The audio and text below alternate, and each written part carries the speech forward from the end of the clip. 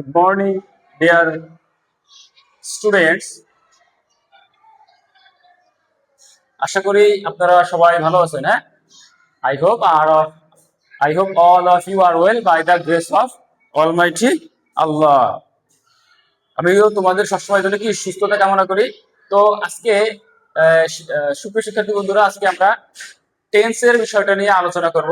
কারণ আমার অনেক ছাত্রছাত্রীরা বলে, স্যার টেন্সের উপরে একটা ভিডিও করেন, অর্থাৎ টেন্স অনেক সমস্যা। আমি এই আজকের এই ভিডিওর মাধ্যমে আপনাদের টেন্সটাকে এমন ভাবে শিখাবো যাতে আপনারা আর কখনো টেন্স নিয়ে আপনাদের কোনো চিন্তা থাকবে না।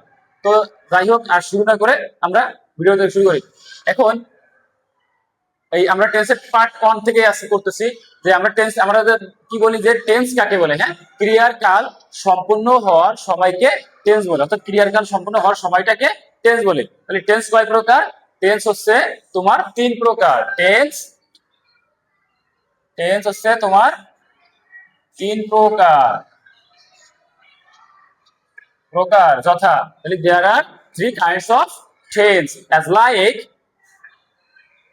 present tense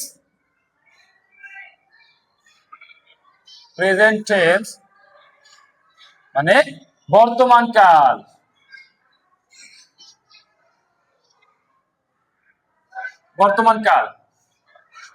past tense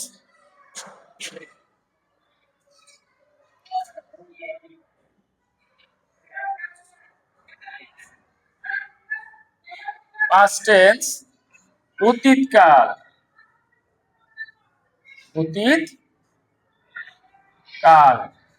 2 নম্বরে past tense বললাম। 3 নম্বরে ফিউচার টেন্স।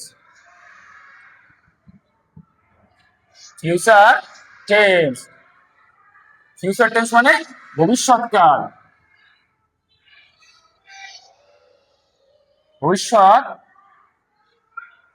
ভবিষ্যৎকাল। এখন আমরা বলতে পারি যে প্রেজেন্ট টেন্স মানে কি, বর্তমান কাল। প্রেজেন্ট টেন্স কাকে বলে? অর্থাৎ যে ভার দ্বারা, বর্তমান সময়ে কোনো কাজ সম্পন্ন হয়, অর্থাৎ বর্তমান সময়ে কোনো কাজ সম্পন্ন হয়, এরূপ সম্পন্ন হওয়ার সময়টাকে আমরা ইংরেজিতে অর্থাৎ কি আমরা টেন্স বলি, অর্থাৎ বর্তমান কাল বলি।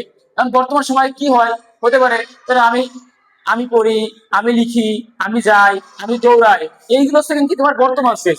হ্যাঁ, তো যেরকম সে ক্রিকেট খেলিতেছে, হ্যাঁ, তাহলে কি আমি যাই, তাহলে আমি যাই বলতে কি আই গো। তুমি যাও, ইউ গো। তুমি কোথায় যাও? স্কুলে যাও।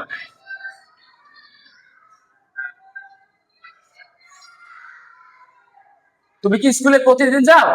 হ্যাঁ, আমি স্কুলে প্রতিদিন যাই। তাহলে কি you go to school everyday. অর্থাৎ আই গো আমি যাই, ইউ গো টু স্কুল তুমি স্কুলে যাও কি এভরিডে প্রতিদিন। তুমি you go to school everyday, তুমি প্রতিদিন স্কুলে যাও। এখন এই যে প্রতিদিন বলতে কি তোমার প্রতিদিন বোঝাচ্ছে, তাহলে প্রতিদিন যে জিনিসটা বোঝায় ওটা বর্তমানে বোঝায়, এজন্য এটা হচ্ছে প্রেজেন্ট টেন্স। এখন আমরা আসি পাস্ট টেন্স মানে হচ্ছে অতীতকাল। অর্থাৎ অতীত মানে কি, যে একটা আগে হয়ে গেছে, বর্তমানের আগে যে কাজটা সম্পূর্ণ হয়েছে আমরা সেটাকেই বলি অতীতকাল। অর্থাৎ অতীতকালে কোন একটি কাজ সম্পূর্ণ হয়েছিল এরূপ বুঝাইলে সেটা হবে কি পাস্ট টেন্স। এখন তোমরা সুন্দর করে একটু বুঝবা, তোমার কনজুগেশন অফ ভার্ব আছে, অর্থাৎ ভার্বের কনজুগেশন অফ ভার্বের যে 3টা ফর্ম আছে, কি আছে তোমার V1 V2 আর আছে V3 আমরা যেটা বলি, অর্থাৎ যেটাকে বলা হয় প্রেজেন্ট। এটা ভার্বের বেস ফর্ম প্রেজেন্ট বা ভার্বের বেস ফর্ম। আর একটা বলতে পাস্ট, আরেকটা হচ্ছে পাস্ট তোমার পার্টিসিপল। এখন দেখো যেরকম আমরা এখানে লিখছি আই গো মানে কি আমি যাই। হ্যাঁ, তাহলে এটাকে আমি যদি গিয়েছিলাম তাহলে কি হবে, আমি কি এর গোল পাস্ট ফর্মটা দিতে হবে, তাহলে কি হবে গোল পাস্ট ফর্ম হচ্ছে ওয়েট। তাহলে আমি গিয়েছিলাম আই ওয়েট। ঠিক একই ভাবে তাহলে তোমাকে কি করতে হবে, এর ভার্বের ব্যবহার শিখতে হবে না, তাহলে আমরা কনজুগেশন ভার্বটা আমরা কি শিখে নেব। আমার একটা ভিডিও যদি তোমরা বলো, আমি এই তোমার কনজুগেশন ভার্বের উপরে কি একটা ক্লাস নেব। তাহলে আমরা যেরকম দেখি যে গো, গোর মানে প্রেজেন্ট মানে কি, বেস ফর্ম মানে হচ্ছে যাওয়া। তাহলে গো মানে হচ্ছে কি যাওয়া। তাহলে এর পাস্ট ফর্ম হচ্ছে ওয়েন্ট মানে কি হবে গিয়েছিল। গিয়েছিল, আর এর পাস্ট পার্টিসিপল হচ্ছে গন। তাহলে গো মানে যাওয়া, ওয়েন্ট মানে কি গিয়েছিল। ঠিক একইভাবে আমি যদি লিখি রাইট, রাইট ভার্বের প্রেজেন্ট ফর্ম, তাহলে রাইট মানে কি লেখা, তাহলে এর পাস্ট হচ্ছে রোড। রোড মানে কি লিখেছিল, তাহলে এর পাস্ট পার্টিসিপল হচ্ছে রাইট রোড, রাইটেড, রাইটেড। এইভাবে কি আমরা যদি এই যে এখন আমি যেটা জন্য আমি ওইটা লিখলাম যে কে কে গিয়েছিল, আমি গিয়েছিলাম, তাহলে আই গো, তাহলে আই গো মানে বর্তমানে বোঝাচ্ছে। এখন এইটাকে যদি আমি গিয়েছিলাম তাহলে হয় কি হবে, তাহলে গিয়েছিলাম মানে কি এই যে এইটা কি, এটা ভার্বের পাস্ট ফর্ম, গোর পাস্ট ফর্ম হচ্ছে ওয়েন্ট, তাহলে কি হবে আই ওয়েন্ট, আই ওয়েন্ট আমি গিয়েছিলাম। আমি কি অনেক গেছিলাম, আমি স্কুলে গেছিলাম। আমি কোথায় গেছিলাম, আমি অফিসে গিয়েছিলাম। I go went to office, I went to office, আমি অফিসে গিয়েছিলাম। এখন আমরা দেখি যে ফিউচার টেন্স, তার মানে ফিউচার টেন্স, এখন ফিউচারে আমরা কি করব, ফিউচার মানে কি ভবিষ্যৎ, অর্থাৎ যা কি বর্তমানেও নাই অতীতেও নাই, ভবিষ্যতে হবে এরকম কোন কাজ যদি বোঝায় সেটাই হবে তোমার ফিউচার টেন্স। এখন ফিউচার টেন্স যদি হয় তাহলে আমাদের কি হবে, ফিউচার টেন্সে তুমি সবসময় দেখবা সাবজেক্ট, সাবজেক্টের পরে এই যে ফিউচার টেন্সে কি হবে সাবজেক্ট, সাবজেক্টের পরে শ্যাল হবে, শ্যাল অথবা উইল, উইল, হ্যাঁ শ্যাল বা উইল, হ্যাঁ তাহলে শ্যাল বা উইল, এরকম কি শ্যাল বা উইল আসবে, অর্থাৎ শ্যাল বা উইল বলতে আমাদের কি বোঝাচ্ছে হবে। এই হবে মানে কি এখন বোঝায় না, হবে মানে কি হয় নাই, এটা হবে, তাহলে হবেই মানে হচ্ছে কি তোমার ফিউচার, তার মানে ফিউচার প্রকাশ করতে হলে আমরা শ্যাল বা উইল দিতেই হবে। যেরকম আমি যদি বলি যে আমি যাবো, তাহলে কি হবে এই যে, এবং তোমাকে শ্যাল বা উইল দিবা এবং কি দিবা ভার্বের, মূল ভার্বের কি বিয়ন আমরা দিলাম, হ্যাঁ মূল ভার্বের বিয়ন দিলাম, কি ফিউচার টেন্স চলে আসলো।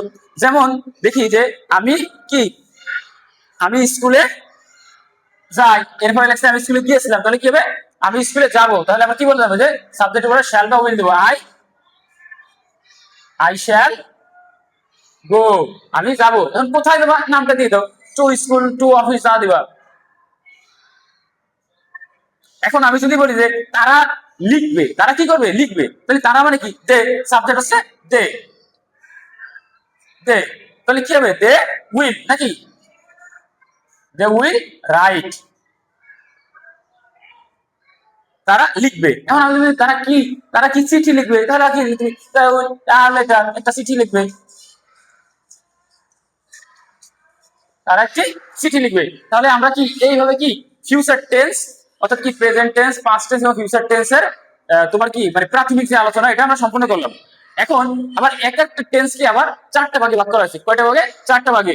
এই এটা আমরা একটু তোমাদের বইতে বা অনেক টিচার অনেক ভাবে করায়, কেমন ভাবে করাইতে পারে, অথবা প্রেজেন্ট কি তোমাদের সিম্পল প্রেজেন্ট অথবা সিম্পল পাস্ট, হ্যাঁ সিম্পল কি simple present, simple present continuous, simple present perfect, simple present কি পারফেক্ট কন্টিনিউয়াস, এইভাবে কি একটা পুরোটা করা যায়। আর আমি তোমাদের কম্পেয়ার করে করাবো যে প্রেজেন্ট সিম্পল প্রেজেন্ট অথবা present indefinite, past indefinite, future indefinite, এইগুলো সমন্বয় করে করে কি আমি তোমাদের এগুলো করাবো। কারণ কি তুমি যদি একটা দেখা যাচ্ছে তাহলে তোমার কাছে অনেক সহজ হয়ে যাবে। আচ্ছা যাই হোক আমরা করি, হ্যাঁ